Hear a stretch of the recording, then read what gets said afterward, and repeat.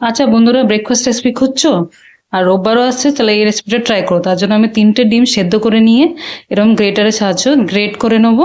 তারপরে এর মধ্যে দিলাম পেঁয়াজ কুচি, একটা মিডিয়াম সাইজের পেঁয়াজ আমি কুচি করে দিলাম। আর সাথে আমি এখানে অরেগানো যে হয় আমাদের, ওই হার্ব দিলাম।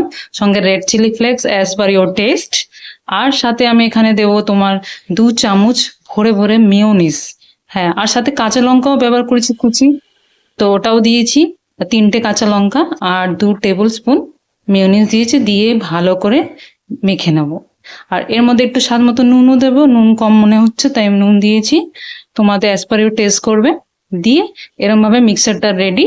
আর এই মিক্সারটা নিয়ে আমি কি করব, প্রথমে এরকম ব্রেড স্লাইস নেব, নিয়ে মেয়োনিজ, এখানে আমি এক্সট্রা মেয়োনিজ লাগাচ্ছি, খেতে দারুণ হবে।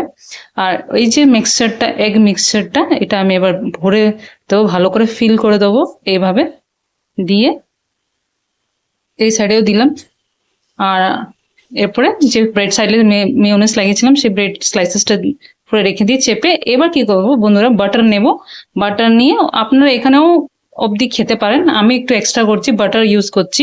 বাটার নিয়ে ফ্রাই প্যানে আমি একটুখানি লো টু মিডিয়াম গ্যাসে একটুখানি সেঁকে নেবো।